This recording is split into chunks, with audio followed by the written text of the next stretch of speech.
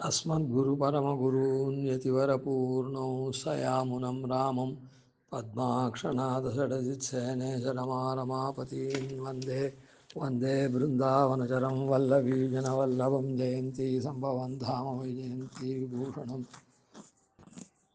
வஞ்சப்பலசமயம் மாற்ற வந்தோன் வாழியே மண்ணு புகழ் பூதூரான் மணமுகப்போன் வாழியே கஞ்ச திருமங்கை உகக்க வந்தோன் வாழியே கலியனுரை குடிகொண்ட கருத்துடையோன் வாழியே செஞ்சொல் தமிழ்மறைகள் தெளிந்துரைப்போன் வாழியே திருமலைமா திருமணியாய் சிறக்க வந்தோன் வாழியே தஞ்ச பரகதியை தந்தருள்வோன் வாழியே செந்தமிழ் தூப்புல் திருவேங்கடவன் வாழியே வஞ்ச பரசமயம் மாற்ற வந்தோன் வாழியே. நம்மலாம் வஞ்சிக்கக்கூடிய மதங்கள் இருக்கே, அந்த மதங்களில் இருக்கிற தோஷங்கள்லாம் சொல்லி அதை அனுசரித்து போகிறவாளே நல்மார்க்கத்துக்கு மாற்றக்கூடிய வழியில் அந்த தோஷங்களை சொல்லி நல்மார்க்கத்தை உபதேசம் பண்ணக்கூடியவர் வாழியே அப்படி. இதில் சார்வாக மதம் பௌத்த மதத்தை கண்டித்தார். அதுக்கப்புறம் பௌத்தத்தை ஒத்தா போல இருக்கக்கூடிய வைதிக மதமாக இருக்கக்கூடிய அத்வைத மதத்தையும் சரியில்லைன்னு சொல்லி எம்பெருமானை சரணடைந்தோம் அப்படின்னு சொன்னார். நெடுமாலை நாம் அடைந்து நிலை பெற்றோம். இப்போ அதுக்கு அடுத்தது ஜைன மதத்தை, ஜைன பங்காதிகாரம், ஜைன மதத்தை இருக்கிற தோஷங்கள்லாம் சொல்லி அது சரியான மதம் இல்லை அப்படின்னு சொல்லி வேத மார்க்கத்தில் போகணும் அப்படின்றத ஸ்தாபிக்க போகிறார். அந்த ஜைன பங்காதிகாரத்துக்கு ஆரம்பத்தில் இருக்கிற பாசுரம், முடிவில் இருக்கிற பாசுரம், எல்லா அதிகாரத்துக்குமே அப்படி தான் நம்ம அனுசந்திச்சுட்டு வரோம். அதனால் ஆரம்ப பாசுரம் என்னது அப்படின்னா, சோதனை விட்டு ஒருத்தன் சொலா மெய்யன சோகதரை சேதனையற்றவர் என்று சிதைத்தபின் சீவர் கட்கோர் வேதனை செய்கை வெறு மரமென்று விளம்பி வைத்தே மாதவமென்று மயில் பறிப்பார் மயல் மாற்றுவமே. சோதனை விட்டொருத்தன் சொலா மெய்யன சோகதரை சேதனையற்றவர் என்று சிதைத்த பின் சீவர் கட்கோர் வேதனை செய்கை வெறு மரமென்று விளம்பி வைத்தே மாதவமென்னு மயில் பறிப்பார் மயல் மாற்றுவமே. ஜைன மதத்தில், அதாவது பூர்வத்தில் யாரை கண்டித்தோம் அப்படின்னு சொல்லி இப்போ இதில் யாரை கட்டிக்கிறோம் அப்படின்றத இந்த பாசுரத்தில் சொல்கிறார். ஜைன மதத்தில் அவளுக்கு அஹிம்சை ரொம்ப பிரதானம். அஹிம்சை ரொம்ப பிரதானம். அந்த ஜைன மதத்தை அவலம்பித்து அதில் அந்த மத சன்னியாசிகள் போல விளங்குறாளே, அவள்லாம் நடக்கச்சு பெருக்கிண்டே போவாள். ஒரு சுத்தம் பண்ணுறது கையில் நாமெல்லாம் துடப்பம்னு சொல்கிறோமே, அந்த மாதிரி சுத்தம் பண்ணுறதுக்கு ஒரு இதை வச்சுட்டு அவள் பெருக்கிண்டு போவாள். ஏன்னா காலில் எதனா பூச்சி போட்டு ஊர்ந்து போகக்கூடிய இதெல்லாம் இருக்கே, அதெல்லாம் காலில் மாட்டின்ட்டு சாகக்கூடாது அப்படின்னு அந்த அஹிம்சையில் ரொம்ப முக்கிய கொள்கையை உடையவளாக இருக்கா. எல்லா மதமுமே சனாதன தர்மமாக இருக்கக்கூடிய இந்த வைதிக தர்மம், வைதிக மதம் இருக்குதே, இந்த மதத்தில் சொன்ன 4 எடுத்துட்டு மீதியெல்லாம் விட்டுட்டு அந்த 4க்கு பிராதானியம் கொடுத்து அது இது ஏதோ அவளுக்கு தோன்றினத்தெல்லாம் இது ஒரு மதம்னு கல்பிக்கிறாள், அவ்வளோதான். அதனால் அந்த அஹிம்சையை ரொம்ப பிரதானமாக கொள்ளக்கூடியவா இம்சை பண்ணாக்கா அது ரொம்ப மரத்தொழில், அறத்தொழில் இல்லை, அசுரத்தொழில் அப்படின்னு அவ சொல்லக்கூடியவா. அறத்தொழில்னா தர்ம வழிப்படி நடக்கிறது, மரத்தொழில்னா அதர்ம மார்க்கத்தில் நடக்கிறது, அதனால் பாபம் வந்து சேரும். அப்படி அவள் அஹிம்சையில் ரொம்ப பிரதான பூத்தாளாக இருக்கக்கூடியவா. ஆனால் அவள் என்ன பண்ணுவா, அந்த மாங்குன்னு சொல்கிறாளே, அவள் சொல்கிறாளா இல்லையா மாங்குன்னு தெரியல, அதான் அந்த மதத்தை பிரச்சார குருமார்கள் இருக்காளே, அவள் வந்து என்ன பண்ணுவா, அந்த குருமார் ஆற இன்னைக்கு தங்களுடைய தலைமயிர் இருக்க அதை ஒன்று ஒன்று ஒன்றா அப்படியே பிச்சுவா. அதை இந்த க்ஷவரம் பண்ணிட்டா அது முளைச்சுட்டே இருக்கும். இப்போ வேர் இருக்குது, மேலே மாத்திரம் செடியை வெட்டினா மறுபடியும் முளைக்குமோ இல்லை, அது போல். அதனால் அவள் என்னென்னா அந்த வேரோடவே அதை அகற்றுறா, மறுபடியும் முளைக்காத இருக்கிறதுக்கு. அதனால் என்னென்னா அதை ஒன்று ஒன்றா இப்போ பிச்சு போடுவாள். அப்போது அது நோகுமோ இல்லை. ஆனால் இவள் வந்து அஹிம்சைன்னு சொல்லிட்டு இந்த மாதிரி காரியத்தை பண்ணிட்டுருப்பா அப்படின்னு அவளுடைய இந்த சுருக்கமான கோணல் தன்மை இருக்க அதை இதிலேயே காமிச்சிட்டேன். சரி, இந்த பாசுர அர்த்தம் பார்ப்போம். சோதனை விட்டொருத்தன் சொலா.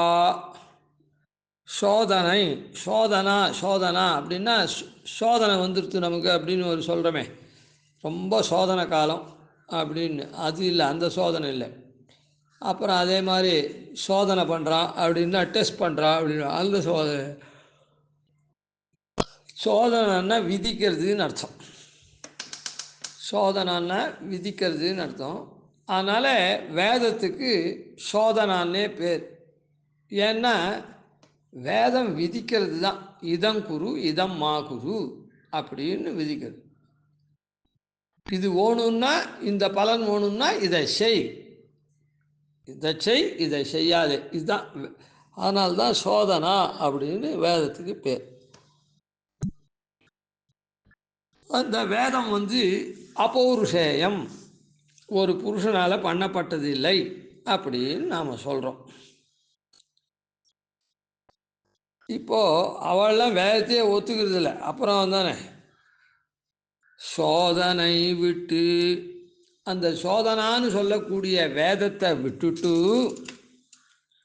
ஒருத்தன், ஒருத்தன் அப்படின்னு இங்கே சொன்ன போன பாசுரத்தை பிரிவில்லா இருள் ஒன்று அப்படின்னு ஒப்பற்றதுன்னு சொன்னோம்.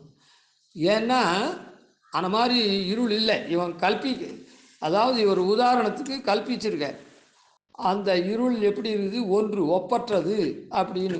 ஒன்றுன்னா ஒரு இருள்னு சொல்லாத ஒப்பற்றதுன்னு அர்த்தம் சொன்னோம். ஏன்னா அந்த மாதிரி இருள் லோகத்தில் இல்லவே இல்லை. அதான் அது அது அப்படி தனித்தன்மை வாய்ந்ததாக இருக்குது, அதனால் உயர்ந்ததாக இருக்குதுன்னு சொன்னோம், ஒப்பற்றதுன்னு. இந்த இடத்துலையும் அதே மாதிரி ஒருத்தி மகனாய் பிறந்து ஒருத்தி மகனாய் ஒளித்து வளர ஓரிரவில்ன்ற மாதிரி சொல்லலாம். சோதனை விட்டு ஒருத்தன் அப்படின்னு இவனை வசத்தியாக சொல்லக்கூடாது. ஏன்னா வசத்தியாக சொல்லணும்னா அவன் கொள்கையெல்லாம் நன்னா இருக்கணும், இல்லை எதனா ஒரு அம்சம் அவன் இடத்துல உயர்வாக இருந்தால் அவனை ஒருத்தன்னு சொல்லலாம், அத்வித்தீயமானவன். இந்த இடத்துல அவன் ஒத்தண்டா எது ஏன்னா சொல்லிட்டு இருப்பான் எப்போ பார்த்தாலும் அப்படின்னு மட்டமாக இருக்குன்னு சொல்கிறோமே, அவன் ஒருத்தன் எதையோ சொல்லிட்டு இருப்பான், போகாத ஊருக்கு ஒன்று கூட நேர் வழி சொல்ல மாட்டான். அப்படின்னு அந்த ஒருத்தன் சப்தத்தை தாழ்ச்சிக்கும் உபயோகப்படுத்துவோம், வசதிக்கும் ஒருத்தன் இருக்கும், அது அதே மாதிரி நம்பர் 1 இருக்குதே, அதுக்கும் உண்டு. சரி, அதனால் இந்த இடத்துல சோதனை விட்டு அந்த விதிக்கக்கூடிய வேதம் இருக்குதே, அந்த வேதத்தை விட்டுட்டு ஒருத்தன், அதான் வேதத்தை விட்டவன் அபௌருஷேயமாக இருக்கக்கூடிய வேதம், அது நமக்கு எல்லாத்தையும் காண்பிக்கிறது, இதை பண்ணு அதை பண்ணுன்னு சொல்கிறது. அப்படி இருந்துச்சு அதை விட்டுட்டு நிற்கக்கூடியவன் இருக்கானே, அவன் நீச்சன்னு அர்த்தம். ஆக சோதனை விட்டு ஒருத்தன்றது பிரயோஜனம் இல்லாதவன் அர்த்தம். ஒருத்தன் சொலா, அதாவது வேதத்தை விட்டுட்டு ஒத்தன். புத்தர்னு ஒரு வியக்தி என்ன சொல்ல அப்படின்னா சொல்லன்னு அர்த்தம். அவர் உபதேசம் பண்ண மெய்யன உடனே அவர் உபதேசம் பண்ணுறதெல்லாம் மெய் அப்படின்னு நினைக்கிறவா யாருன்னா சுகதர், அதுதான் சோகதர்னு இருக்கு. சுகதர்னா புத்த மதக்காரால் சுகதர்னு சொல்கிறது. சோதனை விட்டொருத்தன் சொலா, வேதத்தை விட்டுட்டு தனக்கு தோணுபடி சொல்கிறான் ஒருத்தன், பயிற்சிக்காரன் அப்படின்னு அர்த்தம். அந்த ஒருத்தன்றது அவன் நீச்சத்தில் அர்த்தம். சோதனை விட்டொருத்தன் சொலா, அப்படி சொன்ன உடனே என்ன பண்ணுறான், அவன் சிஷ்யனாக இருக்கக்கூடிய சுகதர்லாம் என்ன பண்ணுறா, அவனை தழுவுறா. மெய்யன சோகதரை போட்டோம். அந்த மெய்ன்னு சொல்லிண்டு இருக்கக்கூடிய சோகதற்கான பௌத்தர்கள், புத்தர் சொன்னதெல்லாம் மெய் அப்படின்னு சொல்லி நம்பிண்டு இருக்கக்கூடிய பௌத்தர்கள் இருக்கார, சோகதரை சிதைத்த பின் இல்லை, சேதனை அற்றவர் என்று. சேத்தனம்னா ஞானம், சைத்தன்யம், சேத்தனம்னா ஞானம். அதனால்தான் சேத்தனம்னு சொல்கிறோம், ஜீவனை ஞானம் இருக்கிறதுனால. சோதனை விட்டொருத்தன் சொல மெய்யன, அந்த புத்தர் சொன்னதெல்லாம் மெய் அப்படின்னு சொல்லக்கூடிய புத்த வழி வந்தவாள் புத்தர்கள் தான், புத்த மத தழுவினவார்களே, அவளுக்கு சுகத மதம் சோகதர். அப்படிப்பட்ட சோகதரை எப்படி சேதனை அற்றவர் என்று, என்ன சேதனை அற்றவர் என்று,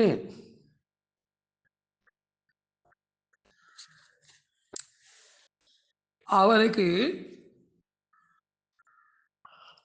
ஞானம் இல்லாதவன் அப்படின்னு என்ன பண்ணார் சுவாமி தேசிகன், சேதனையற்றவர்னு சிதைத்த பின் அவனை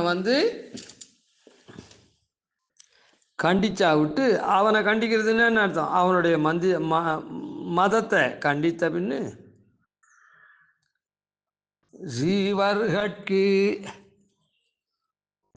ஜீவர்கள் இருக்காத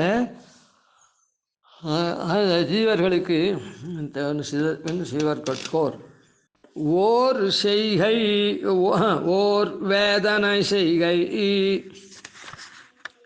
சீவர்கட்கோர் வேதனை செய்கை. அதான் சீவர்களுக்கு ஒரு வேதனை கொடுக்கறது இருக்குதே, வேதனை செய்ய ஒரு துன்பத்தை கொடுக்கறது. வெறும் மரம் என்று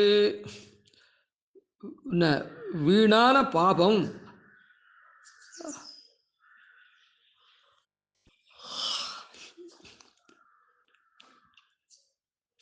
வெறும் மரம் என்று விளம்பி வைத்தே அப்படின்னு அவ சொல்லிண்டே, யாரு அடுத்தவன் அந்த சோகத்தை தான் கடிஞ்சிட்டோம் பூர்வாதிகாரத்தில். இப்போது பூர்வத்துக்கும் பூர்வாதிகாரத்திலலாம் கண்டித்தோம். அதுக்கப்புறம் அவனுடைய சாயலில் இருக்கக்கூடிய அத்வைத்தையை கண்டித்தார். இப்போது சிதைத்த பின் ஜீவர்கட்கு ஓர் வேதனை செய்கை. வேதனை செய்கிறதுன்றது வெறும் மரம் அப்படின்னு விளம்பி வைத்தே அப்படி சொல்லியிருந்தாலும் கூட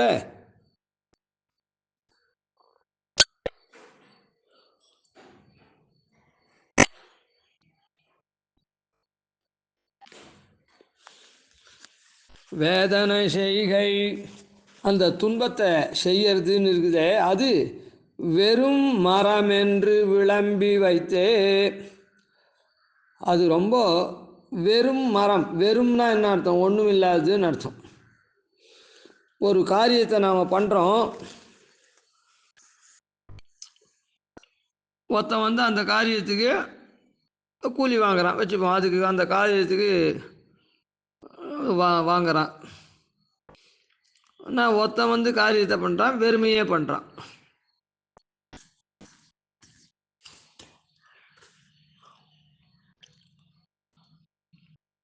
அதனால் வெறும்ன்றது என்னன்னா வீணாக போயிடுதுன்னு அர்த்தம். ஒன்றும் இல்லைன்னு அர்த்தம். அதாவது பலன் ஒன்றும் இல்லைன்னு அர்த்தம். அப்போ ஒருத்தன் ஃப்ரீயாக பண்ணுறானே, அவனுக்கு ஒன்றும் பலன் இல்லையான்னு அது கேட்க வேண்டாம். அது உதாரணத்துக்காக அந்த வெறும்ன்றதுக்காக சொன்னேன். வெறும்னா என்ன அர்த்தம்? அதுலேருந்து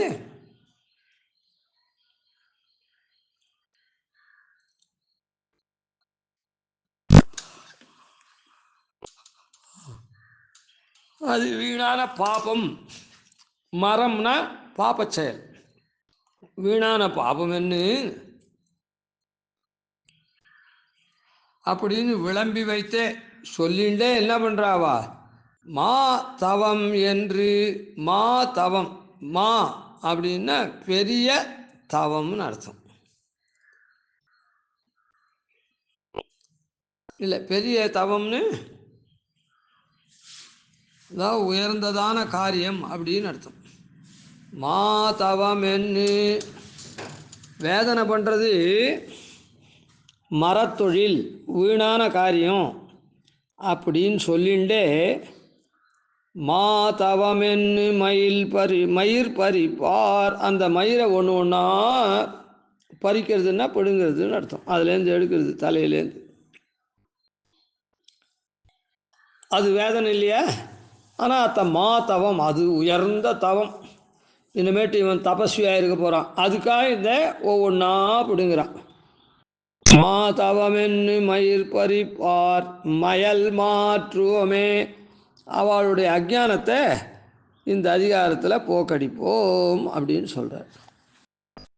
இந்த ஜைன மத கொள்கையும் ஜைன மதத்தை கடைசி பாசுரத்தினால கண்டிக்கிற விதத்தையும் நாம் நாளைக்கு பார்ப்போம். கவிதார்க்கே சிம்ஹாய கல்யாண குணசாலினி ஸ்ரீமதே வெங்கடேஷாய வேதாந்த உரவே நமாதி உன்னடோபாதிநிதிவர்யான் பஜே நிசம் ஸ்ரீரங்கபூர்ஹரித்யதீசானபதாஸ்ரீம் ஸ்ரீவத்சம்சலகம் வந்தே ஸ்ரீகிருஷ்ணதேசிகம்.